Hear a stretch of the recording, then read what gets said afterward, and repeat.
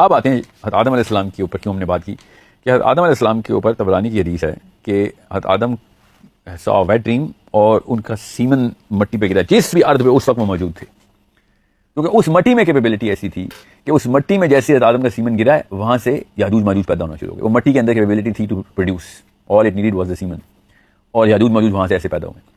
اب جتنے بھی لٹریچر مسلمانوں کا آپ اٹھا کے دیکھیں گے سب کے سب اس وقت اسکالرشپ یہ کہہ رہی ہے کہ حضرت نوح علیہ السلام کی اولاد میں سے ہیں یاجوج ماجوج. حالانکہ حدیث ایسی نہیں ہے, حدیث یہ ہے کہ یاجوج ماجوج حضرت آدم کی اولاد میں سے.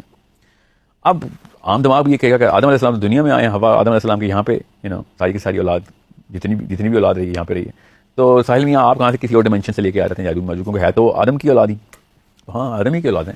تو حدیث نے ہمیں بتایا ہے کہ اس لیے میں نے آپ سے پوچھا تھا نا کہ آدم علیہ السلام کو آپ کے دماغ میں کیا تصویر بنتی ہے کہ آدم علیہ السلام جنت سے نیچے کیوں آئے, کیسے آئے, کیسے کس.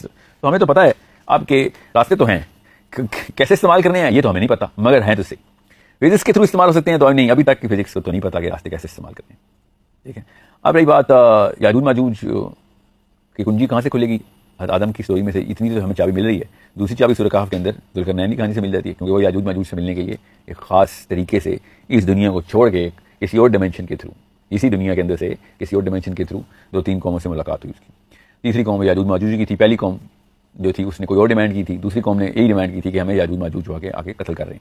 تو وہ کہاں گئے تھے ذوالقرنین. علی بن ابی طالب کی حدیث تبری میں یہ ہے کہ ذوالقرنین جو تھے وہ ادریس علیہ السلام کے ٹائم کے اوپر یہ واقعہ ہوا ہے. اور ادریس علیہ السلام کا ذکر قرآن پاک میں کہاں پہ, سورہ مریم میں.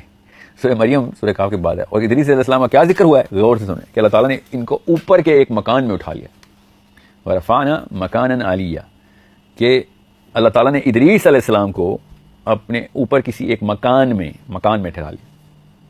اب ایک باقی کے حدیث کے تھرو پتہ چلتا ہے کہ حضرت ادریس کا وصال انتقال بھی ادھر ہی چوتھے آسمان پہ ہی ہوا, جدھر بھی اٹھایا ادھر ہی ہوا, مگر دنیا میں نہیں ہوا.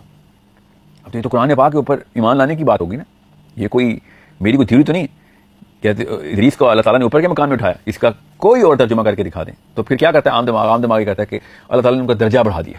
اب مکان یہ دو الگ الگ مطالب ہیں. مکان کا مطلب درجہ نہیں ہو سکتا. مقام کا مطلب پھر ہم کھینچ تان کے تعویلات میں درجہ لے لیں کہ جی ان کو اعلیٰ مقام حاصل ہے, کہ ایک بندے کو ایک خاص گروہ کے اندر ایک اعلیٰ مقام حاصل ہے, درجہ حاصل ہو سکتا ہے. مکان کا لیکن درجے کا مطلب نہیں ہو سکتا. نہ ہی اللہ تعالیٰ نے لیا, نہ ہی صحابہ لیتے تھے. اور یہی سے علی بن ابی طالب نے یہ بہت کلیئر تفصیل ہمیں بتائی ہے کہ یہ اس وقت معاملات ہی ایسے تھے. اس وقت معاملات کیا ایسے تھے اس کی تفصیل کسی اور دن کسی اور پروگرام میں کریں گے. مگر ادریس علیہ السلام کا بھی انٹر گلیکٹک ٹریجیکٹری کا ثبوت ہمارے پاس